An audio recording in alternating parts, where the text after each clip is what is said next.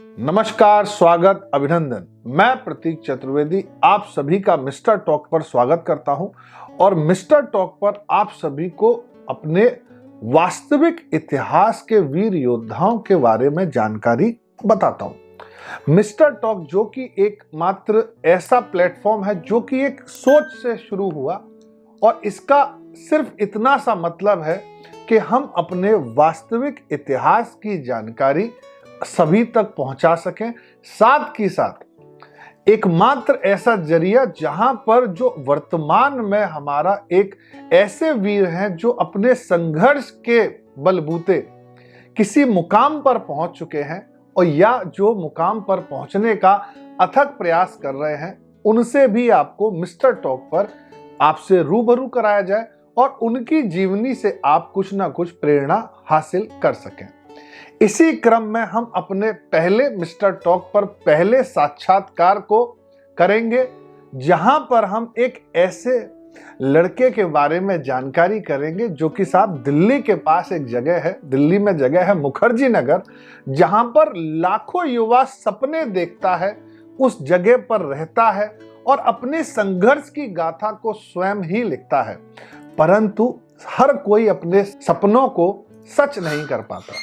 उसी क्रम में एक लड़का उत्तर प्रदेश के सुल्तानपुर शहर से आता है और उसके सामने एक ही प्रयास और एक ही सवाल था कि क्या मैं इस भीड़ का हिस्सा बनूंगा या मैं वो मुकाम हासिल करूंगा जिससे भीड़ मेरे पीछे चलना प्रारंभ कर दे। ये वही लड़का है जो कि अपने शुरुआती संघर्ष के समय में, जब मैंने रिसर्च करी तो मैंने पाया अपने शुरुआती संघर्ष के समय में एक छोटे से कमरे में भी रहा और बसों से भी चला, जो कि हम सब मुखर्जी नगर में चलते हैं, लेकिन आज उस ख्याति पर पहुंच चुका है जिसके बारे में, जिसका गुणगान करने के लिए मेरे पास शब्दों की कमी हो सकती है। तो चलिए समय को वेस्ट ना करते हुए आज हम उन व्यक्ति से मिलते हैं जिनका नाम कोई और नहीं, और अगर आप हिंदी की थोड़ी सी भी जानकारी रखते हैं तो आपने इस नाम को अवश्य ही कहीं ना कहीं सुना होगा। तो मेरे साथ साक्षात्कार की सीरीज में पहला इंटरव्यू है आज राम सर का, जो कि अपने आप में हिंदी के एक जाने माने हस्ती और एक बहुत बड़े और विद्वान अध्यापक हैं। राम सर, सबसे पहले तो आपका धन्यवाद, आपने इतने कम समय में मिस्टर टॉक की टीम को समय दिया, अपने व्यस्ततम समय में से आपने हमारे लिए समय दिया, तो वो आपके लिए सर हम उसके लिए तहे दिल से शुक्रिया। और आज सर हम बात करेंगे मिस्टर टॉक पर राम सर वास्तविक में क्या है, हर किसी को जानकारी है, तो सर दो शब्द शुरुआत में आपकी तरफ से। सर सबसे पहले मैं सबको धन्यवाद देना चाहूँगा। प्रतीक चतुर्वेदी सर आपका धन्यवाद, आपकी पूरी टीम का धन्यवाद। सर समय की कमी सबके पास रहती है, लेकिन कुछ समय ऐसे होते हैं जो मूल्यवान होते हैं। तो मिस्टर टॉक जब मैं देखता हूँ और सर मेरे साथ शेयर करते हैं तो मेरा दिल आह्लादित हो जाता है, क्योंकि सर उन जाबाजों को सामने लेके आते हैं जो हमारी युवा पीढ़ी शायद उनको खो रही है, जिनको हम साल में कभी कभी याद कर लेते हैं, शायद हम उनके बारे में जानते भी नहीं हैं। तो मिस्टर टॉक की ये जो शुरुआत है इसका मैं बहुत स्वागत करता हूं और समस्त देशवासियों को ये कहना चाहूँगा, जितने छात्र हैं, विद्यार्थी हैं, इसको जन जन तक पहुँचाएं। शायद ये अपने में अनूठा प्रयोग है जो हमारे उन इतिहासकारों को, हमारे उन स्वतंत्रता संग्राम सेनानियों की दास्तां हमारे आने वाली पीढ़ी को ला रहे हैं। तो सर आपके इस महान कार्य के लिए मैं खुद आपका स्वागत अभिनंदन करता हूं। सर के शब्दों से मैं कृतज्ञ हो गया और सर हिंदी के विद्वान है तो मुझे भी आज अपनी हिंदी को सही करना है। तो सर प्रथम सर चलिए सर सेशन को और आपकी जानकारी जुटाते हैं। बच्चों सभी लोग देखिएगा, राम सर के बारे में आज आपको बहुत कुछ जानने को मिलेगा जो उम्मीद है आपको जानकारी नहीं होगी। सर शुरू में मुझे सबसे पहले एक पर्सनल प्रश्न अपने आप से पूछना है कि सर शुरुआत कहाँ से देखते हैं आप, आपको कैसे पता पड़ा कि सर कब आपने सोचा कि एक शिक्षक बनना है, या शुरू से ही ये समझ आपके दिमाग में था कि मुझे एक शिक्षक बनना है? सर देखो, यहाँ पे मैं दो चीज़ें बताना चाहूँगा। आप भी एक गहरे अनुभवी हैं और आपकी टीम ने, मैंने देखा कि पूरा एक रिसर्च करके आई है। मुझे बड़ा अच्छा लगा कि जब हम कहीं जाते हैं अगर उसके बारे में जानकारी इकट्ठा कर लेते हैं। इसलिए शायद ये मेरा पहला ऐसा इंटरव्यू होगा जिसमें बहुत सारी चीज़ें सामने आएंगी, क्योंकि पूरी टीम बहुत व्यवस्थित होके आई है और बहुत अच्छा लग रहा है सर। देखो होता क्या है कि ज़िंदगी के दो मुकाम होते हैं, कभी कभी ज़िंदगी आपको चुन लेती है, कभी आप ज़िंदगी को उस मुकाम को चुनना चाहते हैं। तो दोनों तरीके की है चीज़ें कि कभी हम जिस लक्ष्य को चाहते हैं वो मिल जाता है, कभी ज़िंदगी हमको किसी दूसरे लक्ष्य पे लेके चली जाती है। मैंने कभी नहीं सोचा था मैं शिक्षक बनूंगा, लेकिन आज शिक्षक बन गया हूँ। शिक्षक की मेरी शुरुआत कभी नहीं थी सर।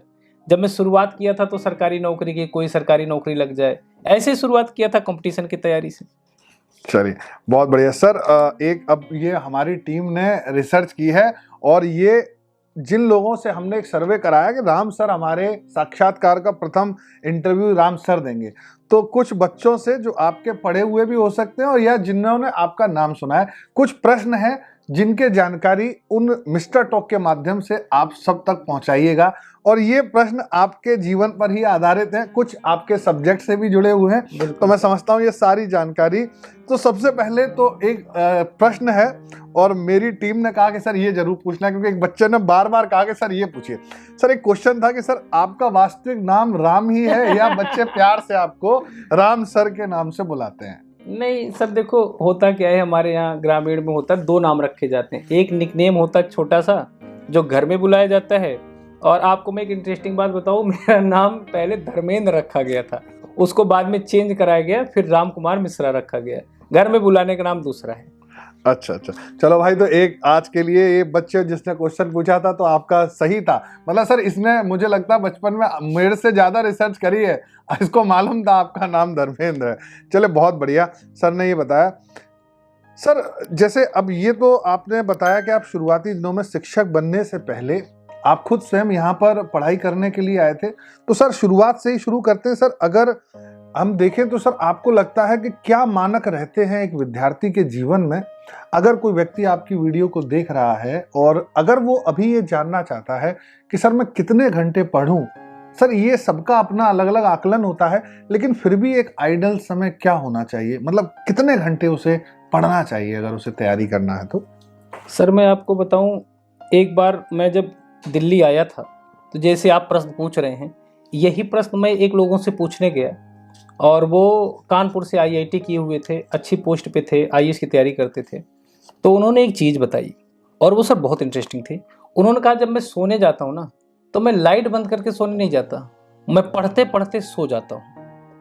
क्योंकि मैंने ये चीज़ महसूस की, कई बार हम सोने जाते हैं कि चलो लाइट बंद करके सोएंगे, फिर हम मोबाइल में लग जाते हैं, घंटे 2 घंटे 3 घंटे नींद ही नहीं आई, वो हमारा समय खराब चला जाता है। तो घंटे वाला ये जो कैलकुलेशन है ना, ये आइडियल ये है कि कोई 6-7 घंटे ही पढ़ रहा है, वैल्यूएबल पढ़ रहा है, डेडिकेटेड होकर पढ़ रहा है। आजकल हम पढ़ते तो हैं सर, पता लगे मोबाइल में हमने 4-5 घंटे पढ़ लिया, इधर किए उधर किए, फिर कुछ चीज़ें इधर हो गई, तो वो सर वो कैलकुलेटेड नहीं होती हैं। मेरा यह है कि अगर 6-7-8 घंटे आप पढ़ रहे हो तो बहुत बिल्कुल एकदम बढ़िया है, लेकिन वो डेडिकेशन के साथ होना चाहिए। आपका कंसंट्रेशन 1 घंटे बन रहा है, 1 घंटे पढ़िए, 10-15 मिनट छोड़ दीजिए उसे, फिर अगला स्टार्ट करिए। 6-7-8 घंटे बहुत है। पढ़ने वाले सर 12 घंटे 14 घंटे भी पढ़ते हैं, वो भी अच्छा है, लेकिन सर ये जो एवरेज है वो 6-7-8 घंटे सफिशिएंट है। चलिए बहुत बढ़िया। तो सर ने एक चीज मुझे लगता है कि जो सर ने हाईलाइट करने की कोशिश करी है कि सबको अपना अपने स्तर से पढ़ना है, परंतु पढ़ना वो है जिसमें आपको सीखने का प्रयास करते रहना है। मतलब ये नहीं कि सिर्फ पढ़ ही रहे हैं, प्रयास भी सीखने का उसमें करते रहना है। बिल्कुल सर, उसको लिख लिख कर अभ्यास करना, उसे याद हो रहा है कि नहीं याद हो रहा है, सर ये भी तो चीज़ें होती हैं। आप देखेंगे मैटर सब मार्केट में है, मैटर से ही आता है, एग्जाम में भी आता है, लेकिन वो मैटर हमारे दिमाग में जाएगा कैसे? सबसे अच्छा तरीका है आप सोचो कि हमको वो याद कैसे होगा, उसके लिए आपको करना है। मैं आप उदाहरण दूं सर, जब मैं टीचिंग करने जा रहा था तो अब पढ़ के एग्जाम क्वालिफाई करना अलग होता है और टीचिंग करना अलग होता है। जब आप वहाँ जाते हैं सब भूल जाता है। तो मैं छोटा सा बोर्ड लाके दीवार में अकेले ही रात रात भर पढ़ाता रहता था। दीवार को समझता था हमारे ऑडियंस बैठे स्टूडेंट हैं, और अगली दीवार को मार्कर लेके पढ़ाता रहता था। इससे क्या होता था, कॉन्फिडेंस आता था, चीज़ें तैयार हो जाती थी। तो इनको वही करना चाहिए जो पढ़ रहे हैं। घर में कोई नहीं है, मान लीजिए हमने पढ़ लिया, आपको काम करना है, काम करते रहिए, उसको आप धीरे धीरे बोलते रहिए, पढ़ते रहिए, वहाँ रखे रहिए, है ना। मोबाइल में रिकॉर्ड कर लीजिए, उसे सुनिए जो आपने बोला है। सर सबसे बड़ा टारगेट ये है पढ़ने से अलावा वो दिमाग में सेट कैसे होगा, उसे बहुत सिस्टमेटिक तरीके से लेके जाना है। वरना सर पढ़ तो आप कई बार लेंगे, अगर आपको याद नहीं है, आप वहाँ पे कर नहीं पा रहे हैं, तो चीज़ें बेकार हो जाएंगी। बिल्कुल सर, मैं आपकी बिल्कुल बात से सहमत हूँ और मैं समझता हूँ कि बच्चों को भी ये सुझाव बहुत अच्छा लगेगा। दूसरा सर एक प्रश्न है कि अगर कोई स्टूडेंट है, एक बच्चे ने प्रश्न पूछा और ये आपका स्टूडेंट है, उसने कहा सर नाम मत बताइएगा मेरा, लेकिन मैंने सर से एक क्वेश्चन पूछना है। मैंने कहा सर कोई बात नहीं, आप बताओ। सर टीम लगी रही और टीम ने आपके बहुत चहीते स्टूडेंटों को भी खोज निकाला है। तो एक बच्चे ने पूछा कि सर अगर मुझे हिंदी नहीं आती है बिल्कुल भी, और वो अगर मैं राम सर के पास आज आ जाता हूँ, तो उस बच्चे को लेकर राम सर के मन में क्या विचार आएगा? अगर किसी को हिंदी में नहीं आता और वो हिंदी, जैसे कि मैं दर्शकों आपको ये बता देता हूँ कि अगर आप हिंदी में यूनिवर्सिटी लेवल की पढ़ाई करते हैं, तो अभी हम जैसे धीरे धीरे सब पढ़ेंगे, आपको बताएंगे। हिंदी की अगर आप पढ़ाई करते हैं तो मैं नहीं समझता हूँ आज की डेट में ऐसा कोई इंडिया में टॉपर होगा हिंदी विषय का जो कि राम सर से पढ़कर ना गया हो, या राम सर के नोट्स या राम सर का आशीर्वाद लिए बिना वो एक टॉपर बन गया हो। ऑल इंडिया रैंक टॉपर्स के भी बारे में लोगों ने मुझे बताया कि आपसे निकल कर गए हैं। लेकिन उससे पहले एक छोटा सा प्रश्न कि किसी को हिंदी नहीं आती और वो आपके सामने आ जाता है। मैं इसी को निकालता हूँ सर। मेरी एक स्टूडेंट है कर्नाटक राज्य में, जो कि कर्नाटक में हिंदी थर्ड लैंग्वेज होती है। बिल्कुल। तो वहाँ पे वो टॉप फर्स्ट रैंक लेकर आई, वो भी फर्स्ट ग्रेड यूनिवर्सिटी में। जैसे असिस्टेंट प्रोफेसर फर्स्ट ग्रेड की होती है, उसमें उनकी पहली रैंक आई। अच्छा। तो हमारे पास कर्नाटक हो गया, तेलंगाना हो गया। मेरे पास सर एक बार फ़ोन आया, एक 48 साल के थे, वो प्रिंसिपल का एग्ज़ाम देना चाह रहे थे, उनको हिंदी नहीं आती थी। तो जब कोई ऐसा आता है ना सर, तो उसको मज़ा आता है सिखाने में, क्योंकि वो सीखना चाहता है। बिल्कुल। हमारे यहाँ क्या होता है, हिंदी को हमको समझते ही नहीं। सही बात। एक जब मैं शुरुआत किया था पढ़ाने से, मैं सीटेट को पढ़ाता था, उसमें वर्डों का उच्चारण स्थान आता है, मतलब कंठ से क्या बोला जाता है। तो एक लड़का तो बोलता था कखा कखा पढ़ाते तो कई बार ये भी होता है, जो ऐसे विद्यार्थी आते हैं जिनको नहीं आते ना सर, वो बड़ी तेजी से सीख जाते हैं और वो उसकी वैल्यू समझते हैं। और इसी वैल्यू को सर मैं बताऊं, मेरा जन्मदिन था और मैं लंबी क्लास लेना चाह रहा था, तो मेरे गले में दर्द हो गया। तो जब मैं डॉक्टर को दिखाने गया, मैंने कहा इन्फेक्शन हो गया, मैं कुछ खा नहीं पा रहा हूँ। बोले ऐसा क्या किया आपने? मैंने कहा मेरे गले में दिक्कत थी, तबीयत खराब थी, मैंने लंबी क्लास ले ली। बोले क्या पढ़ाते हो? मैंने कहा हिंदी पढ़ाता हूँ। तो उन्होंने फीस में 200 रुपये कम कर दिए। मैं हंसने लगा, बोले बिकॉज ऑफ मातृभाषा। तो सर वो सम्मान पाके, जबकि वो साउथ के थे। तो ये चीज़ें अच्छी लगती हैं सर। बहुत बढ़िया। तो सर ने एक चीज़ ये बताई है कि सर को ऐसे लोगों को पढ़ाने में बहुत आनंद आया, क्योंकि वो सीखना चाहते हैं। तो बेटा, जिसने प्रश्न पूछा था, अगर आपकी हिंदी कमज़ोर है तो राम सर से मिलिएगा और राम सर आपको जरूर हिंदी में बहुत एक विद्वान व्यक्ति बनाएंगे। सर आज के परिवेश में अगर हम देखें कि तो एक मेरे जहन में एक प्रश्न आता है कि सर जो भावी अध्यापक हैं, जो मतलब अध्यापक बनना चाह रहे हैं, उनको ऐसा लगता है कि हम जिस परिवेश में रहते हैं वहाँ पर इंग्लिश लैंग्वेज यानी इंग्लिश जो भाषा है उसका बहुत ज़्यादा योगदान है। अगर वो मुझे नहीं आती है तो मैं अपने आप को मतलब समाज से दूर रखता हूँ, समाज से एक व्यक्ति समझता हूँ जो समाज में फिट नहीं बैठ रहा। तो क्या आपको लगता है कि वाकई में इंग्लिश एक ऐसी भाषा है जो हम सबको आनी चाहिए? क्या हिंदी आती है तो काम नहीं चलेगा? एक हिंदी के अध्यापक से ही छोटा सा प्रश्न है। मैं शुरुआत करूंगा, निज भाषा उन्नति है सब भाषा का मूल, बिन निज भाषा ज्ञान के मिटे नहीं को सोल। तो सर मैं जब टीचिंग करता हूँ, पढ़ाता हूँ, तो इसमें बहुभाषाविद एक शब्द आता है। बहुभाषाविद का मतलब होता है बच्चे बहुभाषी होते हैं। और मातृभाषा भी आनी चाहिए। तो हिंदी जो अपनी मातृभाषा वो तो आनी चाहिए। इंग्लिश का सर सामंजस्य होना चाहिए। इसलिए होना चाहिए कि हमारे यहाँ एक होती है राजभाषा तो है ही, राजभाषा में हिंदी और अंग्रेजी दोनों यूज होती है। हमारे यहाँ हिंदी को मान्यता है ही, लेकिन अंग्रेजी भी पैरेलल चलती है, क्योंकि कम्युनिकेशन की जो संपर्क भाषा है वो अंग्रेजी है, अगर हम दूसरे देश से करते हैं तो कई बार क्या होता है कि हमको बाहर भी जाना पड़ता है, बहुत सारी चीज़ें मिलती हैं, हमको रिपोर्ट मिलती है। तो मैं हिंदी को तो आगे बढ़ाऊंगा, लेकिन मैं ये चाहता हूँ कि बेसिक जानकारी आपको इंग्लिश की भी होनी चाहिए, वो जीवन जगत के लिए ज़रूरी है। अच्छा, मतलब मेरे को सर जो कहना चाह रहे हैं शायद वो ये है कि आपको हिंदी का ज्ञान होना है तो अच्छी बात है, लेकिन साथ साथ थोड़ी अंग्रेजी भी सर बिल्कुल करिए। और अभी मैं बताऊं, केवीएस की जब नोटिफिकेशन आता है, केवीएस की वैकेंसी वगैरह आती है, उसमें वो लिखे रहते हैं कि आपकी प्रोफिशिएंसी होनी चाहिए बोथ पढ़ाने की, मतलब हिंदी और इंग्लिश दोनों। तो हमको हिंदी को तो आगे बढ़ाना है, लेकिन आपको इंग्लिश काम भर की आनी चाहिए, उससे भागे ना। उसे बेसिक लेवल से सर आगे बढ़ाएं। वो हमारे जीवन जगत के लिए होती है, सेकंड लैंग्वेज हो हमारी। सर एक चीज़ और, जब आपको रिसर्च कर रही थी टीम, तो टीम ने सर बताया कि सर आप 12-12 घंटे पढ़ा लेते हो, गला खराब हो तो भी पढ़ा लेते हो। सर इतनी एनर्जी और इतनी ऊर्जा सर लाते कहाँ से हो सर? बाकी जो हमारे अध्यापक भी हैं या जो भविष्य के अध्यापक बनने वाले हैं, उनके लिए सर ये बताइए कि ऊर्जा का राज क्या है सर? क्या है आपका? ऊर्जा का राज सर ये होता है कि जब आपको प्रेम और सम्मान मिलने लगता है सर। जैसे हमारे सैनिक हैं, बिल्कुल, तो सैनिकों को क्या मिलता है? वेतन कम मिलता है लेकिन सम्मान मिलता है। जब वो यूनिफॉर्म आते हैं तो हमारा सर एकदम वो हो जाता है। आप देखेंगे सैनिक को हमारे यहाँ जितना फौजी को सम्मान मिलता है उतना और किसी को नहीं मिलता है, टीचर और सैनिक फौजी। तो वही चीज़ होता है कि जब एग्ज़ाम होता है इनका, तो सर एक बात बताऊँ, जब मैं विद्यार्थी था तो जब विद्यार्थी टीचर के पास जाता है तो वो सोचता है कि मेरा सिलेक्शन हो जाएगा। जब वो घर से निकलता है सर ना, वो सोचता है 1 साल 6 महीने में सिलेक्शन हो जाएगा। अब बड़ी अच्छी बात याद आ गई कि जब मैं गया था सबसे पहले तैयारी करने प्रयागराज, तो मुझे लगता था कि बस 1 साल में हो जाएगा, कहीं न कहीं कुछ हो जाएगा। तो बड़ी उम्मीद से जाता है, लेकिन सर कई वर्षों गुजर जाते हैं और उसी आंधी में वो भागता रहता है। कभी उड़ जाता है, कभी खो जाता है, कभी वो गायब हो जाता है। तो इसलिए जब टीचर के पास कोई आता है, बड़ी उम्मीद के साथ आता है, तो मेरे विद्यार्थी ही मेरा मोटिवेशन है। और सर अगर मैं 12 घंटे क्लास लेता हूँ तो सबसे बड़ी बात है ये जाते ही नहीं, इनका डेटा खत्म हो जाता है, दूसरे मोबाइल्स आ जाते हैं। तो इससे बड़ी ऊर्जा क्या होगी सर? हम इनकी ऊर्जा है, ये हमारी ऊर्जा है, दोनों का कॉम्बिनेशन बना रहता है। बिल्कुल बिल्कुल। तो सर से एक बात तो आज मुझे जानकर बहुत खुशी हुई और ये पता पड़ गया कि भाई आप अगर किसी भी कार्य को अपनी जुनूनियत के साथ और अपनी सच्ची ईमानदारी से करेंगे, और आप ये मान के चलिए कि आप भले ही सर, मैं समझता हूँ कि सर देखिए जनरली क्या होता है कि यूट्यूब पर लोग पढ़ा रहे हैं, एक ऑडियंस रीच के लिए पढ़ा रहे हैं सर, और वहाँ पर व्यूज़ ज़्यादा, लेकिन आप ये मान के चल रहे हैं जैसे राम सर की जो थ्योरी है कि अगर 50 भी आए तो मुझे आज इनको समझा के ही भेजना है, तो वो कल 50 को और लाएंगे। सर मैं सही हूँ इस बात पर? नहीं सर, देखिए जब से यूट्यूब आया, आप बिल्कुल सही कह रहे हैं। तो इसमें 2 चीज़ें हैं, एक यूट्यूबर और एक टीचर। बिल्कुल। एक बार एक विद्यार्थी ने कहा कि सर पढ़ाइए, टाइम वेस्ट मत कीजिए। मैंने उसे बहुत डांटा।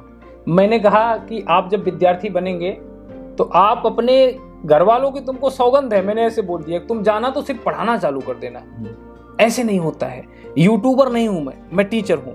जब शुरुआत करता हूं, बच्चों से थोड़ा सा इंटरेक्शन होता है, आप लोग आते हो, तब शुरुआत की जाती है।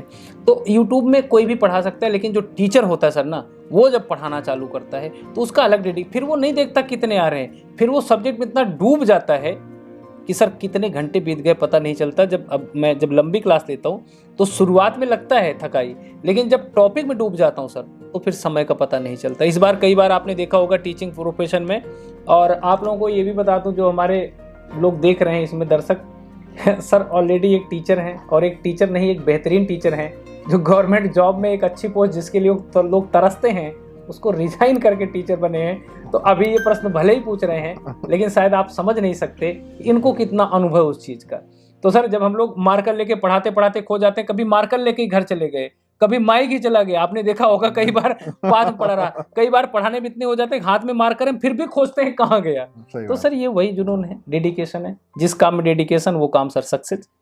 सर एक सवाल और है, किसी व्यूअर ने ही पूछा है हमारे। देखिए जब हमने बताया कि अब हम ये साक्षात्कार करेंगे और मुखर्जी नगर में टीम जब रही तो लोगों को पता पड़ा कि राम सर का इंटरव्यू होने वाला है, तो एक प्रश्न निकल के आया जिसकी प्रायिकता बहुत ज़्यादा थी पूछने वालों की, और तो मैं ये पूछना चाहता हूँ। उन्होंने पूछा कि सर आपने पढ़ाना बहुत बाली उम्र में पढ़ाना स्टार्ट कर दिया था, ये भी पता पड़ा, और आप कितने साल से पढ़ा रहे हैं, और अभी आपका क्या है पढ़ाने को लेके, आप इसे और आगे आने वाले सालों में कहाँ तक, किस आयाम तक ले जाना चाहते हैं?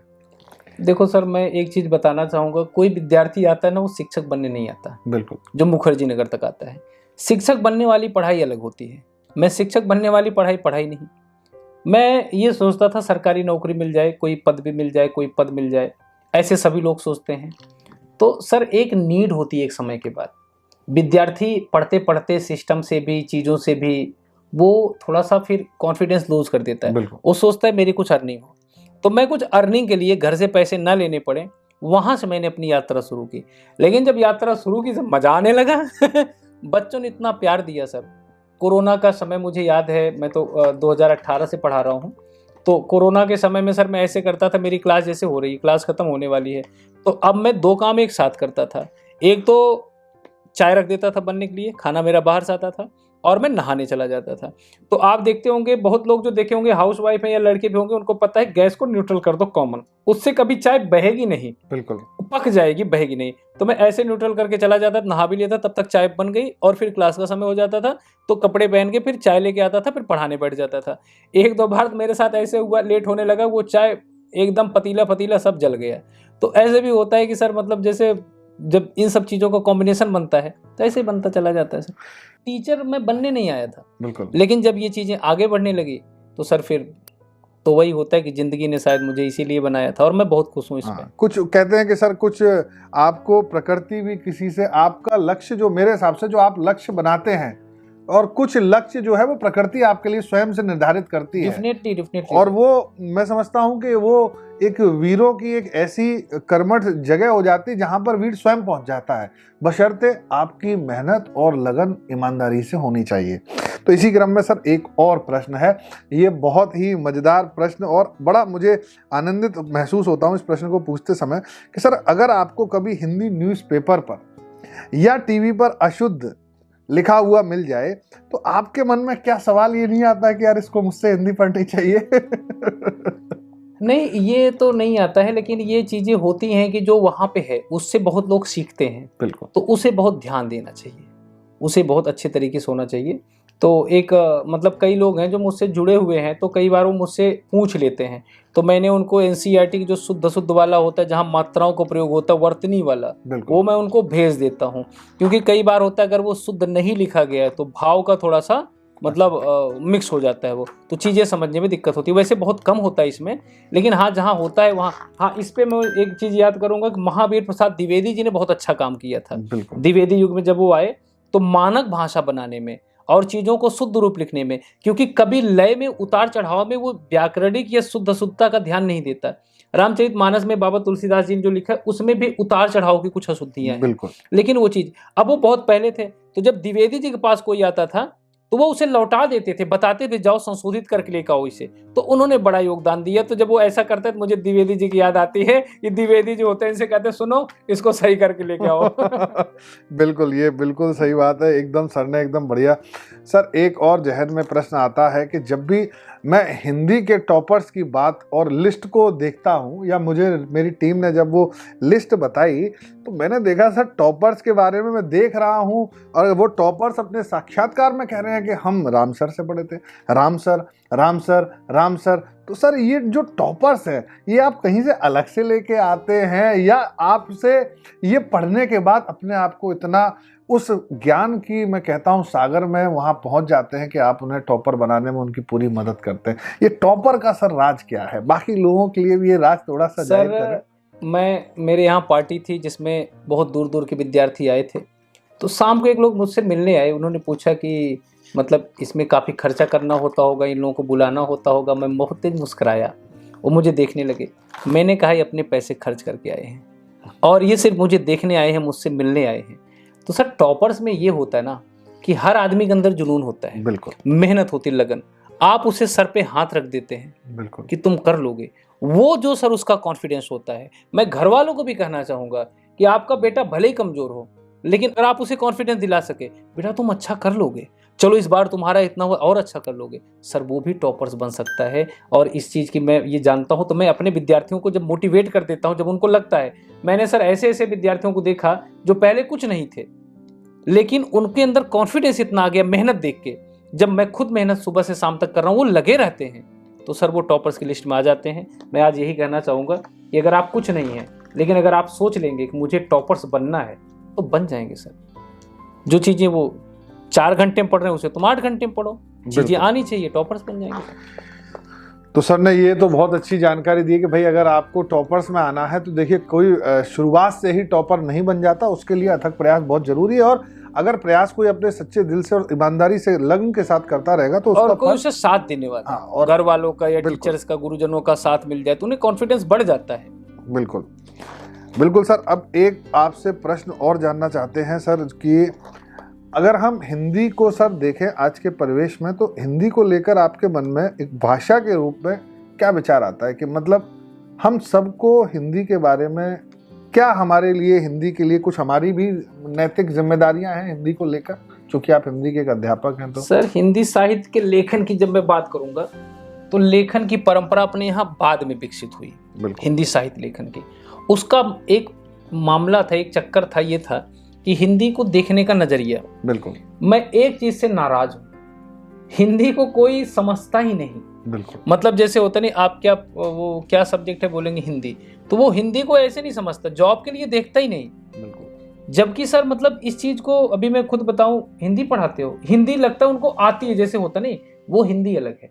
तो हिंदी को आप ऊपर तक देखें, उसका एक बहुत अलग, यूपीएससी में ज़्यादातर हिंदी ऑप्शनल होती है, हायर एजुकेशन में सबसे ज़्यादा सीटें, टीजीटी पीजीटी में सबसे ज़्यादा सीटें। तो हिंदी का जो क्रम है सर, जो चीज़ें हमको, अभी मैं आपको बताऊं, मैं संस्कृत पढ़ता हूं, संस्कृत का हमने शब्द पढ़ा, मान लीजिए हमने शुरुआत किया शांतम शाश्वत प्रणिर्मघन निर्वाण शांतिम प्रदम ब्रह्मा शम फणींद्र से मन, मैंने पढ़ लिया। अब वो मुझे उतनी ग्राह्य नहीं हुई क्योंकि मुझे उसका अर्थ नहीं समझ आया, जबकि उसका अर्थ क्या था? शांत, सनातन, अपरमेय, निष्पाप, मोक्ष रूप, परम शांति देने वाले। तो अब जब उसे पढ़ेंगे तो सर दिल जैसे होता नहीं, उस शब्दों में जुड़ते हैं। तो जो हमारी मातृभाषा है उसके शब्द जब हमको मिलते हैं तो हमारे शब्दों को दिल में जुड़ते हैं, जिसे रसावस्था कहते हैं, साधारणीकरण कहते हैं। तो वो जो फील होता है सर, इस वजह से इसको और आगे लेके जाइए आप लोग, और वो चीज़ें आपको मातृभाषा में ही मिल सकती हैं। तो हिंदी का एक अपना अलग नज़रिया है, और जिसे मातृभाषा का दर्जा देते हैं। तो आप लोग, वैसे मिला नहीं है सर, राजभाषा मिली है, लेकिन हाँ हिंदी का जो क्रेज है उसे आप कम ना आके, हिंदी अपने आप में बहुत विशाल है। सर अगर किसी ने इस जवाब को सुना है और अगर उसके मन में सर ये सवाल आता है कि मुझे हिंदी अपनी अच्छी करनी है, तो क्या मुझे कोई ऐसी किताब मिल सकती है इस बाज़ार में, इस मार्केट में, जिससे मेरी हिंदी को सीखने की जो शब्दावली है वो ठीक हो जाए? उसके लिए कुछ मैं कर सकता हूँ? सर छोटी छोटी कहानियाँ पढ़ें, अच्छा, हमारे साहित्यकारों की उपन्यास पढ़ें, उससे उनको जीवन जगत की भी जानकारी होगी, प्लस हिंदी भी उनकी अच्छी हो जाएगी। क्योंकि सर जो साहित्यकार है ना, जो वर्तमान में जो भूतकाल में लिख गए हैं वो आज भी प्रासंगिक है। सर जो 100 साल पहले, 200 साल पहले लिखा गया ना, वो आज भी प्रासंगिक है। आधे अधूरे नाटक पढ़िए आप, मुंशी प्रेमचंद जी को पढ़िए, उनका अलगोजा पढ़िए, आज भी प्रासंगिक है सर। गोदान आज भी प्रासंगिक है सर। तो वो चीजें उनको पढ़नी चाहिए। कभी भी जब यात्रा करें तो बुक स्टॉल पे आप साहित्यकारों की, प्रेमचंद की कहानियां ले लें और ले लें। मैं चाहता हूँ कि आप उसे पढ़िए, उसी पे सीरीज आती थी। तो इनको ये चीजें करनी चाहिए सर, इससे जीवन जगत को भी जानेंगे। क्योंकि आज की भाग दौड़ में सर हम ये चीजें खोते चले जा रहे हैं। बिल्कुल। हम ये चीजें नहीं जानते हमारे पहले क्या होता था, कैसे नहीं होता था। आने वाली पीढ़ी को जरूर ये करना चाहिए। पहले नाटक भी होता था सर, तो नाटक में वही चीजें दिखाई जाती थी। बिल्कुल। और साहित्य वाला ही होता था जो लिखा जाता था। ड्रामा भारतेंद्र जी ने शुरू किया नाटक की शुरुआत, उसमें उन्होंने हरिश्चंद्र वाला किया पहले। तो उसका मतलब क्या था? हरिश्चंद्र के बारे में लोग जाने समझे, वो नाटक पढ़ लो या देख लो। तो इनको इस चीजों से जुड़नी चाहिए सर, वो हमारी भारतीय संस्कृति की परिचय कराते हैं। सर देखिए, mister talk sir channel, mister talk जो एक सोच है उसके पीछे पूरा रीजन ही आप कह सकते हैं को यही है कि हम अपनी संस्कृति को बचा के रखें, कि जिससे आने वाली जो पीढ़ी है वो कम से कम ये हमें ना कह के जाए कि साहब बिल्कुल ही खत्म कर गए, संस्कृति के नाम पर कुछ ही लोग रह गए। तो सर ऐसे आप जैसे लोग ही हैं जो हमारी, देखिए, संस्कृति का एक हिस्सा मैं समझता हूँ, एक धरोहर है हमारे देश की हिंदी। भले ही वो बहुत सारे जगह पर, बहुत राज्यों में नहीं है, लेकिन जहाँ पर है सर वो भी एक हमारी, मैं समझता हूँ जैसे एक भाषा संस्कृत विलुप्त होती हुई मैंने देखी। तो आजकल आप बताइए सर, कहाँ सांसारिक आजकल बहुत ज्यादा यूज ही नहीं है। बच्चों को सीबीएसई बोर्ड इंग्लिश में, इंग्लिश मीडियम वाले में ये एक प्रचलन सा हो गया है। बिल्कुल। कि अभी आईएएस में भी देखेंगे लोग सोचते हैं इंग्लिश मीडियम वाला ज्यादा तेजी से आगे बढ़ता है, हिंदी मीडियम वाला नहीं। तो ऐसा नहीं है, लेकिन हाँ ये चीजें हैं, इसकी थोड़ी सी तकलीफ होती है सर, कि मतलब कहीं न कहीं आधुनिक पढ़ाई में हिंदी पीछे जा रही है और अंग्रेजी आगे बढ़ रही है, इसकी तकलीफ तो होती है सर। चलिए, तो ये एक सर अपनी संस्कृति और धरोहर से जुड़े हुए एक व्यक्ति हैं और जिनका दर्द आप देख रहे हैं बिल्कुल झलक रहा है। और मैं नहीं चाहता कि हमारी हिंदी जो भाषा है वो भी विलुप्त हो जाए, और हम सभी लोग उसके लिए प्रयास कर रहे हैं। हिंदी दिवस भी मनाया जाता है, इंटरनेशनल हिंदी दिवस भी सर मनाया जाता है। तो ये सारी चीज़ें सर चलती रहे। इसी क्रम में सर कुछ आपसे प्रश्न और हैं, और बहुत अच्छा लगा टीम को सर। और सर एक प्रश्न किसी ने पूछा है, कोई नटखट होनहार शरारती सा बालक रहा होगा, जरूर पूछा सर, क्या राम सर की शादी हुई है या नहीं? शादी बड़े चर्चे रहते हैं सर, शादी नहीं हुई है ये लोग जानते हैं, और मैं इनसे कभी कभी मजाक में कहता हूँ कि प्राइवेट नौकरी इसलिए नहीं हो रही, खैर ही जानते हैं। लेकिन सर एक चीज मैं आपको बताऊं, शादी तो नहीं हुई ये तो सबको पता है, लेकिन शादी क्यों नहीं हुई मैं ये बताता हूँ सर। जो कैरियर है ना, कैरियर, मेरे पास बिल्कुल भी समय नहीं है कि मैं इतनी मेहनत करता हूँ। मैं सोचता हूँ और साल 2 साल और मेहनत कर लूँ, क्योंकि शादी के बाद एक नई शुरुआत करनी पड़ती है, थोड़ा सा समय चाहिए। तो समय भाव, और मैं इनके साथ इतना काम कर रहा हूँ, और मैं इनको भी कहना चाहूंगा कैरियर आपका सबसे महत्वपूर्ण है, क्योंकि आप जब एक पुरुष होता है सर, उसके ऊपर जिम्मेदारियां बहुत होती है ना। तो उन जिम्मेदारियों के कारण पहले आप अपना कैरियर अगर बना लेंगे तब वो चीजें होंगी तो अच्छी भी लगेंगी। वरना सर मैं देखता हूँ शादी हो गई है, अब नौकरी नहीं लगी है, बेचारे बाहर तैयारी कर रहे हैं, पत्नी वहां है, तो ये सब दबाव जो होता है ना सर, इन सब से आप समय से ही निपट ले तो ज्यादा बेहतर है। पहले कैरियर बना लेना चाहिए। सर एक और बड़ी बहुत अच्छी बात एक टीम के सदस्य ने बताई कि सर आपका अपनी माताजी से, सभी का अपनी माताजी से स्नेह बहुत होता है, लेकिन आपका सर कुछ ज्यादा है। वो भी आपके पीछे एक बिल्कुल आपके स्तंभ हैं जो आपको पूरी तरीके से ख्याति पर पहुंचाने में जो आपकी मदद कर रही हैं। किस तरीके सर आज माताजी के बारे में क्या कहेंगे लोगों से, कि मतलब आपको कहाँ से वो प्रेरणा इतनी माताजी देती हैं? और मैंने सुना कि एक बार आप क्लास में भी लेकर आए थे उनको, कुछ ऐसा टीम ने बताया। तो उसमें ये है सर कि मैं घर में सबसे छोटा हूँ, तो माता जी हमारा बड़ा ख्याल रखते हैं। मैं बड़ा हो गया हूँ लेकिन अभी भी वो छोटे जैसे। अभी उनको घर जाना था तो सबको बोल के गई हैं कि हमारे बेटे का ख्याल रखना। तो होता क्या है कि जब हम लोग आगे बढ़ जाते हैं सर, तो हम अपने गार्जियन को पीछे छोड़ देते हैं, जब गार्जियन अपडेट ना हो, है ना। तो चीज़ें ऐसी होती हैं। तो मैं अपने माताजी को एकदम आगे रखता हूँ, उनको खुशी होती है। जब मैं क्लास लेता हूँ तो बोलता हूँ तो उनको लगता है किसी से बात कर रहे हो, आके झांकना चाहती है कि किससे बात कर रहे हैं। तो मैं कहता हूँ मम्मी बच्चे नहीं दिख रहे, इसमें कमेंट दिख रहा है। कई बार सर सुबह सुबह की क्लास लेता हूँ तो मेरे सामने कुर्सी बैठी रहती, देखती रहती, उनको भी अच्छा लगता है। तो सर जब हम इनको लेके साथ चलते हैं तो इनकी खुशी, इनको सामने देखता हूँ और ये खुश होती हैं, तो सर इससे बड़ी पूजा है नहीं। और मैं माता जी को बहुत ही मानता हूँ और उनको मेरे साथ रहना भी अच्छा लगता है। तो अभी तो बहरहाल इस समय गांव गई हैं, लेकिन बहुत ही वैसे करके गई हैं, गले उले लगा के कि बेटा अच्छे से रहना। उनका जाने का भी मन नहीं था। तो माँ का सर एक अलग ही प्यार होता है। बिल्कुल सर, बिल्कुल, ये सर बहुत जरूरी है। मैंने पंक्तियां भी लिखी थी माँ वाले पे, पूरी तो नहीं, 2 पंक्तियां सुनाऊंगा। बिल्कुल बिल्कुल। हे माँ तेरे आंचल में सारे संसार का सुख है, हे माँ तेरे आंचल में सारे संसार का सुख है, तेरी ममता की छाया में माँ सारी दुनिया निहित है। तू मूर्ति है प्रेम तपस्या की, ममता करुणा की छाया। क्या बात है। तेरे जीवन आंचल में माँ सारा ब्रह्मांड समाया, सारा ब्रह्मांड समाया। बहुत। तेरे जीवन आंचल में माँ सारा ब्रह्मांड समाया। तो कहते हैं कि इन रिश्तों की डोरी में माता है एक फरिश्ता। मुझे पूरा याद नहीं आ रहा, जितना याद आ रहा है कि इन रिश्तों की डोरी में माता है एक फरिश्ता। सारे नाते दुनिया के जब टूट बिखर जाते हैं, स्वार्थ संकुचित दुनिया से विश्वास टूट जाते हैं, पर माँ की असीम अनुकंपा वरदान सी बनकर रहती। बेटों की आंख में आंसू, ममता कभी नहीं सहती, ममता कभी नहीं सहती। चलिए सर, बहुत उम्दा और बहुत बहुत अच्छा रहा मुझे ये सर। एक देखिए जो शब्द होते हैं ना आपके, मैं अक्सर हमेशा कहता हूँ कि जो ईमानदारी होती है ना सर आपकी, वो आपके सर व्यक्तित्व में आपके शब्दों के साथ भी झलकती है, और उसी ईमानदारी को सर आप एकदम सार्थक कर रहे हैं सर। एक तो ये है कि सर कि आपके चेहरे पर हमेशा स्माइल देखी है, तो ये भी प्रश्न है कि इस स्माइल का सर वजह क्या है सर? आग देखी है धुआं देखा है, आग देखी है धुआं देखा है, दोस्तों हमने जहां देखा है। पासा पलटे तो पलट जाते हैं लोग, कब कौन कहां देखा है। क्या बात है सर, कौन कब कहां सर देखा ने है। बहुत बड़ी बात अपनी इस शायरी के साथ कह दी है। कई बार होता है सर कि ये मुस्कुराहट ऐसे नहीं मुस्कुराते, कहते नहीं कि क्या गम है जिसको छिपा रहे हो। सर मुस्कुराहट का यही राज है कि मैं वर्तमान को जीता हूँ। बहुत बढ़िया सर, मुझे कोई रिस्क नहीं है, तो इसलिए मैं ना मतलब खुश रहता हूँ। और सर मैं बच्चों से बड़ा प्यार करता हूँ। अभी मैं एक बार बोल दिया क्लास में I love you to all, बच्चे खुश हो गए। तो सर होता क्या है ना कि इनको देख के सर एक अलग मोटिवेशन मिलता है। जब ये आते हैं, लाइव आते हैं, बड़ा प्यार देते हैं सर। इसलिए कहते हैं कि जैसे सब कुछ कुर्बान है इनके लिए सर, मैं इनके लिए समर्पित हो जाऊं। और लास्ट तक मैं ये चाहता हूं कि सर मैं अपने वृद्धावस्था में, आपको बताऊं, मुझे रोना आ जाता है जब मैं प्रेमचंद जी को पढ़ता हूं। उनका अधूरा उपन्यास है मंगलसूत्र, जो अधूरा रह गया। उनको सर खून की उल्टी हो रही थी, लेकिन फिर भी वो उसे लिखे जा रहे थे, तो उसे बाद में पूरा किया गया। तो सर वो पढ़ता हूँ, मेरी आंखों में आंसू आ जाते हैं। और तुलसीदास बाबा को जब वो अंतिम समय में थे, उनको पीड़ा थी, हनुमान बाहु को अपने पाव पीड़ा के लिए लिखा था उन्होंने, लास्ट वाली रचना में है।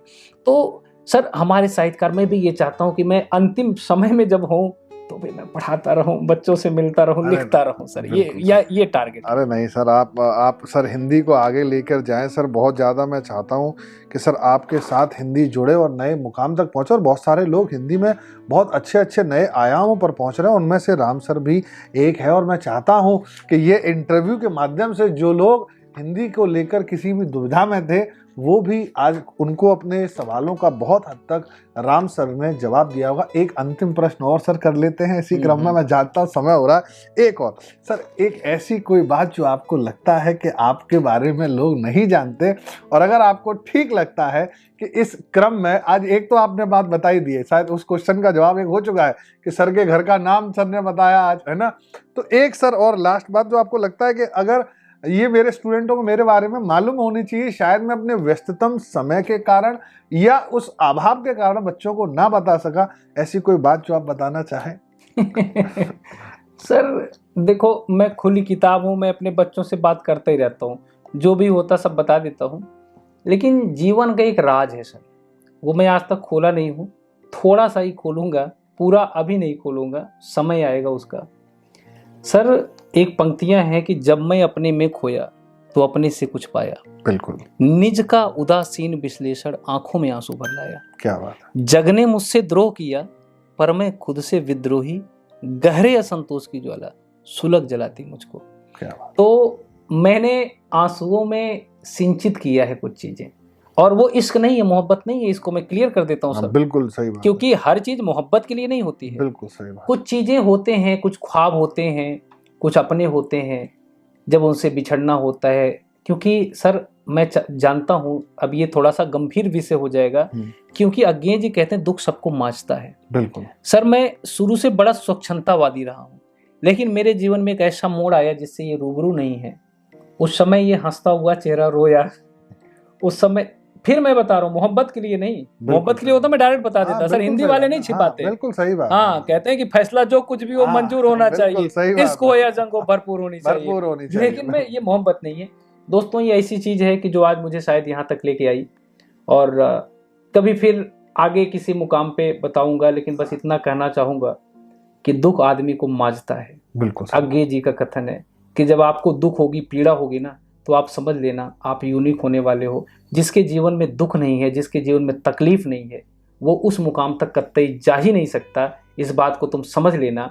और वो कुछ तकलीफ़ें ऐसी थी जो बच्चे नहीं जानते हैं, उस पर मतलब सर मैं बहुत ही परेशान था। कुछ चीज़ें मेरे जीवन में ऐसी हुई, मैं उसे मतलब जब 2-3 दिन 4 दिन तक तो मुझे समझ ही नहीं आ रहा था क्या हुआ, कैसे हुआ। बस इनको ये कहना चाहूँगा कि तकलीफ जब हो तो ये समझ लेना वो तुम्हारा शोधन हो रहा है। बिल्कुल सही। ये समझ लेना कि जिंदगी तुमको आगे बढ़ाना चाह रही है। और जिसके जिसके जीवन में तकलीफ है वो समझ लेना कि जिंदगी तुमसे कुछ चाह रही है।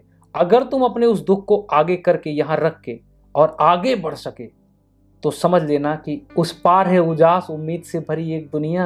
अंधेरा तो सिर्फ देहरी पर है, कोई है जो तुमको बुला रहा है, वो और कोई नहीं है, एक अलग दुनिया है सर, वो सफलता की दुनिया है। और कहते हैं कि एक शायरी है सर, वो ये है कि मैं ठुकरा सकूं तुम्हें भी हंसकर, अच्छा, जिससे तुम मेरा मन मानो पाषाण करो। बहुत बढ़िया। मैं तूफानों पर चलने का आदी हूँ, तुम मत मेरी मंजिल आसान करो। उसके पहले एक चीज ये भी है कि अंगार अधर पे धर में मुस्काया हूँ, मैं मरघट से जिंदगी चुरा के लाया हूँ। है नहीं स्वीकार दया अपनी भी, तुम मत मुझ पर कोई एहसान करो। मैं तूफानों पर चलने का आदी हूँ, तुम मत मुझ पर। तो बिल्कुल सर से आज मिलकर बहुत अच्छा लगा। सर ने बहुत कुछ बताया, और जो मुझे भी सर, देखिए ये सर मिस्टर टॉक मैंने कहा ना, सोच है कि जहां पर हम भी कुछ सीखें, हम भी आज की, और मैं कहता हूं कि हर व्यक्ति को हर दिन कहीं ना कहीं सीखते ही रहना है, और वही उसी क्रम में अपने जीवन को आगे बढ़ाना है। तो सर ने आज एक चीज़ तो बहुत सी क्लियर कर दी है कि साहब जब आपको दुख है, पीड़ा है, तो समझ लीजिए कि अब वो समय आने वाला है जिससे कि आप निखर जाएंगे और आपके व्यक्तित्व में एक बड़ा परिवर्तन होगा।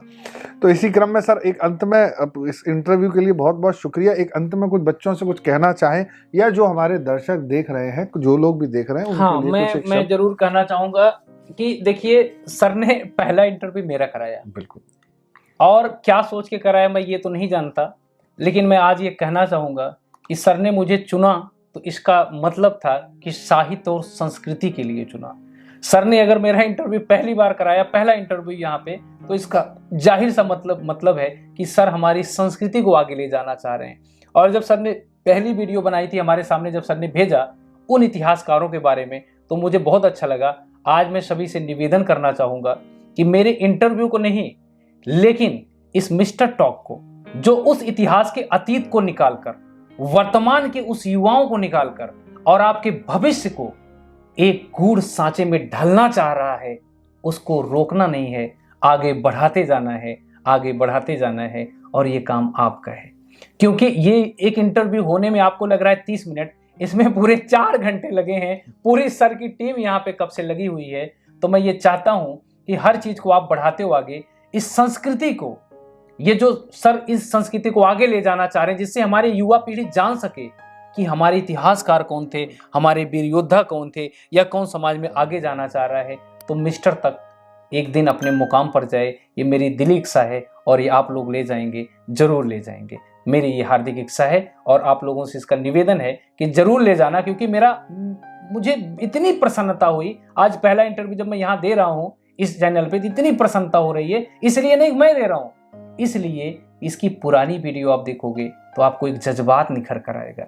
इसके तह में झांकोगे तो अंदर इसमें अश्लीलता नहीं है, इसके अंदर में एक उदात्त प्रेम है जो दुनिया को नए सांचे में ढालना चाह रहा है। बिल्कुल सर। तो सभी का शुक्रिया मेरी तरफ से, और सर जो मुझे ये मौका दिए उसके लिए मैं शुक्रगुजार हूँ।